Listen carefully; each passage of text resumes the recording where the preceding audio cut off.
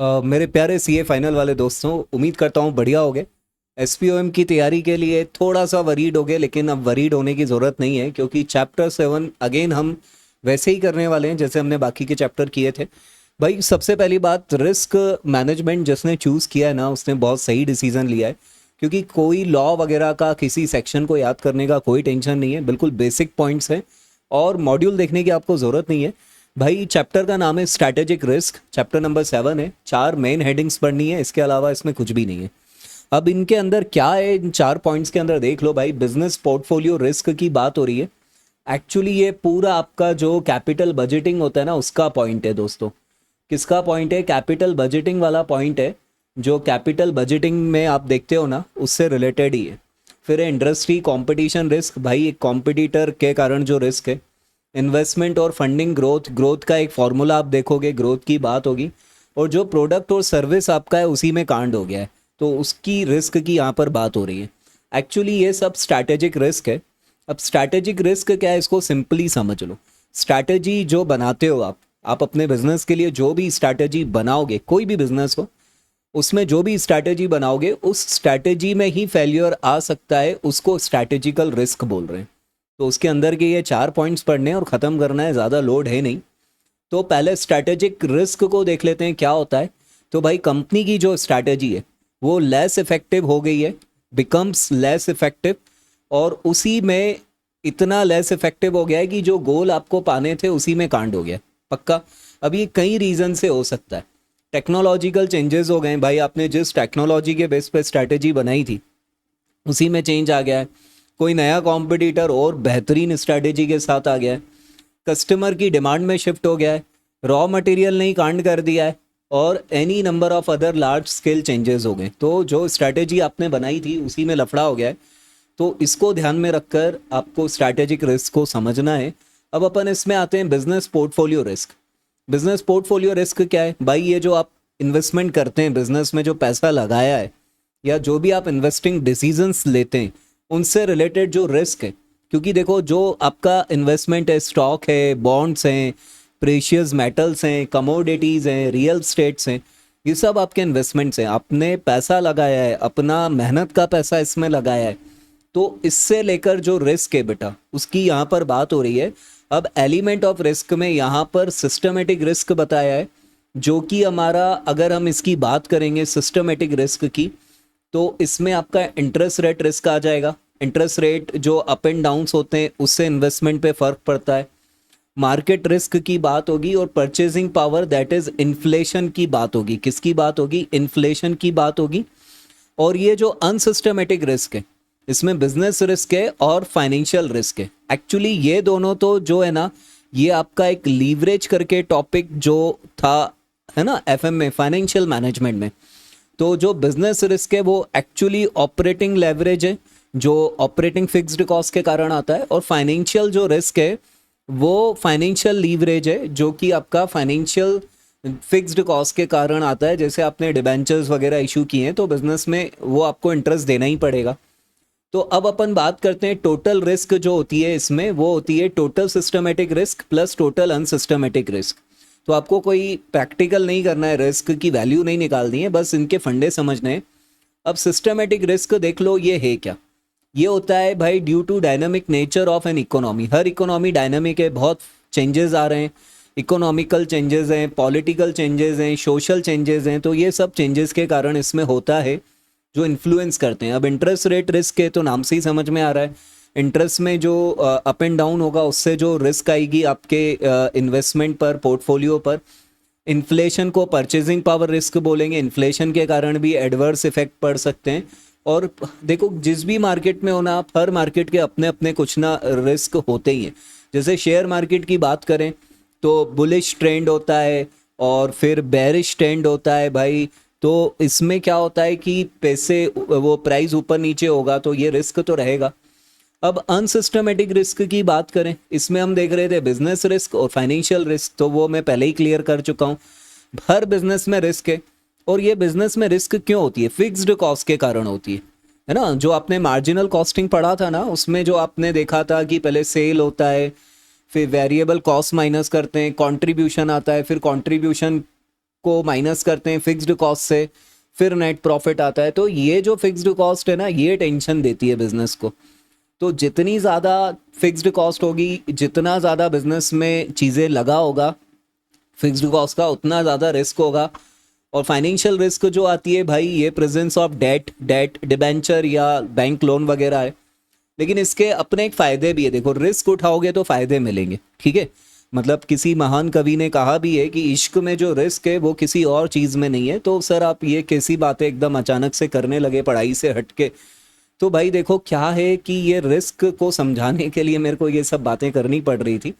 अब अपन आते हैं भाई सेकंड टॉपिक पर। देखो फर्स्ट खत्म हो गया, ये आपको जानकर हैरानी होगी कि फर्स्ट खत्म हो गया इतनी जल्दी। इंडस्ट्री और कंपटीशन रिस्क। भाई किसी भी इंडस्ट्री में जाओगे कंपटीशन तो मिलेगा, और मज़ा तो भाई कंपटीशन में ही आता है। और आप जैसे दमदार लोगों को कंपटीशन से डरने की ज़रूरत ही नहीं है दोस्तों, बिल्कुल भी डरने की ज़रूरत नहीं है, बिल्कुल मत डरो।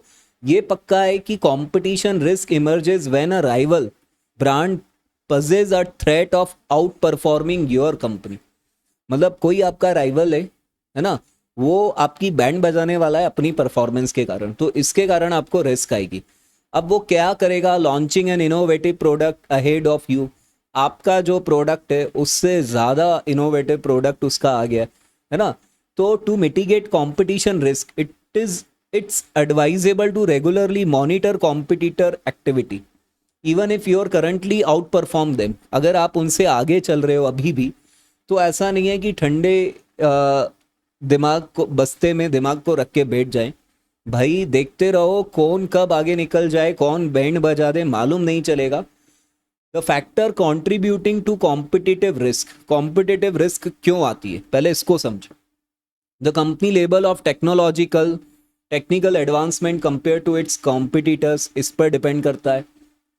Shifting consumer preferences and expectation, इससे कॉम्पिटिटिव रिस्क आती है। Challenges with vendor, misunderstanding among management, high exit है ना बैरियर्स, और limited experience within the companies management team among others.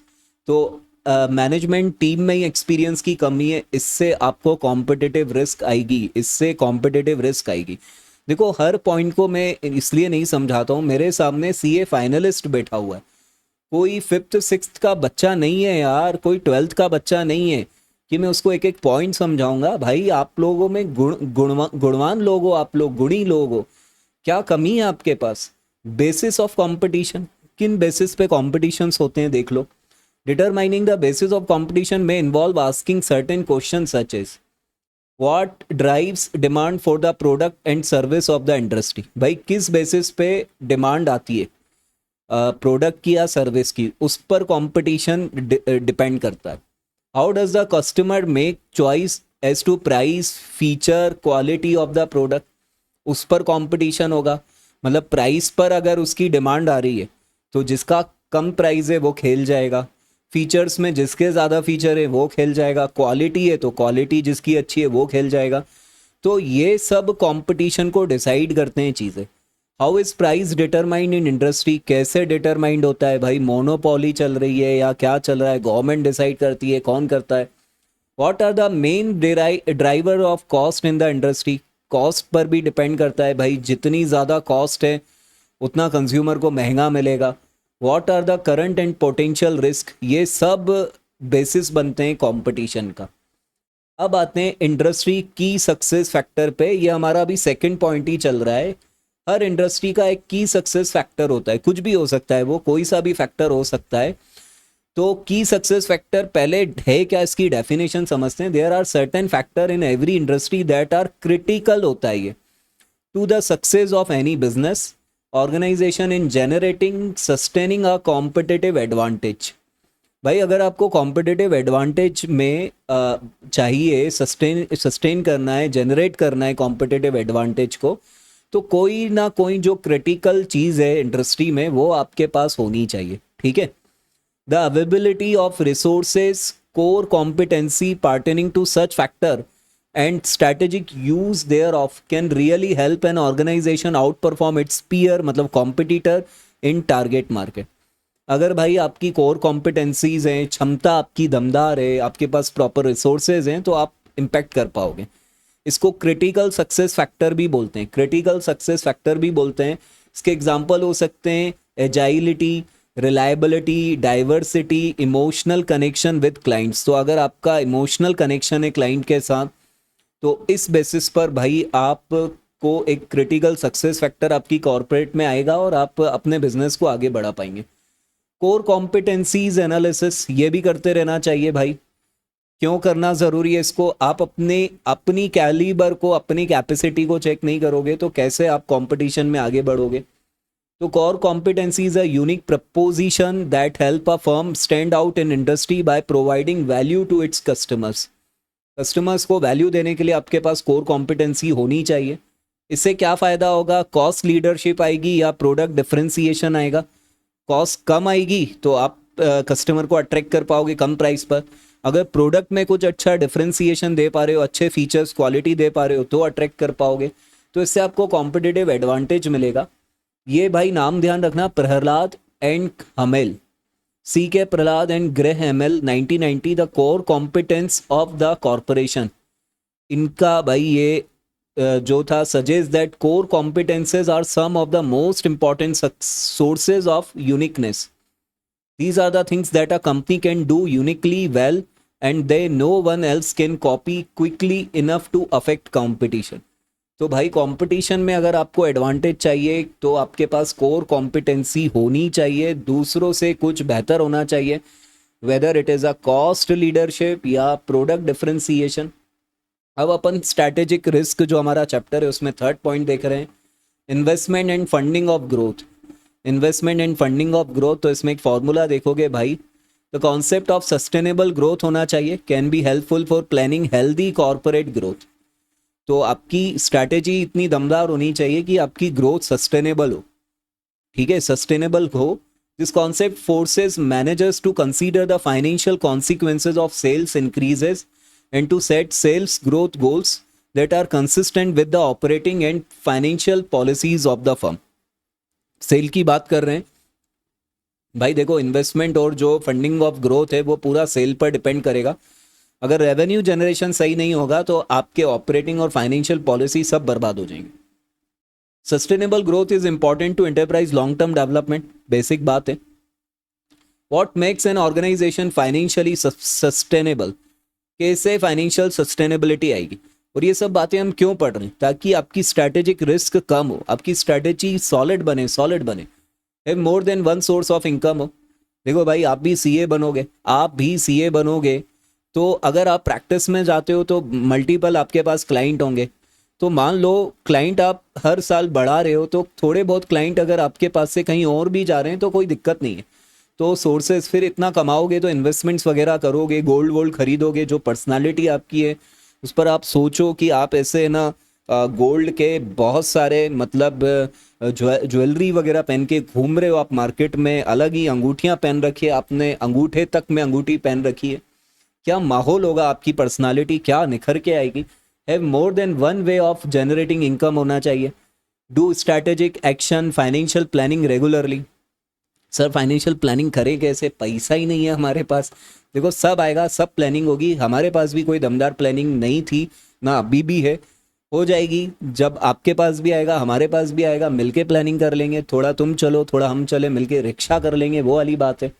Have adequate financial system होने चाहिए, गुड पब्लिक इमेज होनी चाहिए। इमेज तो आपकी दमदार ही है दोस्तों, दमदार इमेज है। आप जिस गली मोहल्ले से निकलते होंगे वहाँ का माहौल बदल जाता होगा। Be clear about its value clarity होनी चाहिए एंड हैव फाइनेंशियल ऑटोनॉमी होनी चाहिए। फाइनेंशियल ऑटोनॉमी तो देखो आपको धीरे धीरे मिल जाएगी, आर्टिकलशिप करो, आर्टिकलशिप से ही अपने क्लाइंट बनाना चालू कर दो। अपनी फर्म को धोखा मत दो। अगर मीडियोकर फर्म में जा रहे हो या कुछ है तो भाई वहीं से अपने जीएसटी इनकम टैक्स के तो एटलीस्ट क्लाइंट बनाना चालू कर दो। अगर इन फ्यूचर प्रैक्टिस में जाना है तो थोड़ा सा और क्लाइंट से कैसे डील करना है ये आना चाहिए। फीस बिल्कुल कम में मत काम करो भाई, वो गलत होता है। अच्छी फीस चार्ज करो, थोड़ा उसको बताओ, क्लियरिटी दो कि भाई तुम उसका क्या काम करके दे रहे हो, कैसे काम कर रहे हो। तो ये सब आपको फाइनेंशियल ऑटोनॉमी आएगी, ये अलग बातें थी। सस्टेनेबल ग्रोथ रेट, तो भाई ये एसजीआर का कॉन्सेप्ट जो है वो रॉबर्ट सी हिगिंस ने दिया है। भाई ये देख लो, ये एसजीआर है, आरओआई इंटू ये 1 minus dividend pay out ratio, ये फॉर्मूला देख लो एक बार, और ये बंदे का नाम देख लो, रॉबर्ट सी। इन्होंने सस्टेनेबल ग्रोथ रेट का फॉर्मूला दिया है भाई, है ना। ये क्या बोल रहे हैं, of a firm is maximum rate of growth in sales that can be achieved given the firm's profitability, asset utilization, desired dividend pay out and debt ratios. ठीक है, ये सब भी डिपेंड करेगा। अब अपन आते हैं भाई, क्या है, economist and business researchers content that achieving sustainable growth is not possible without paying heed to twin corner stones. Growth strategy होना चाहिए आपके पास, एक दमदार स्ट्रैटेजी होनी चाहिए और कैपेबिलिटी होनी चाहिए। सिर्फ स्ट्रैटेजी बनाने से कुछ नहीं होगा, आपके पास उस स्ट्रैटेजी को पूरा करने के लिए कैपेबिलिटी भी होनी चाहिए, कैलिबर होना चाहिए। What makes an organisation sustainable, क्या सस्टेनेबल बनाएगा भाई, क्या सस्टेनेबल बनाएगा। Have a clear strategic direction होना चाहिए। Be able to scan its environment और context to identify opportunity for its work. Be able to attract, manage and retain competent staff. इतनी दमदारी होनी चाहिए, बार बार आपका स्टाफ छोड़कर जाएगा तो भाई आप उनको, जो बोलते हैं ना हाई लेबर टर्नओवर, तो उनको सिखाने में ही आपका पैसा खर्च होगा, आप उन्हें रिटेन करना बहुत ज़रूरी है।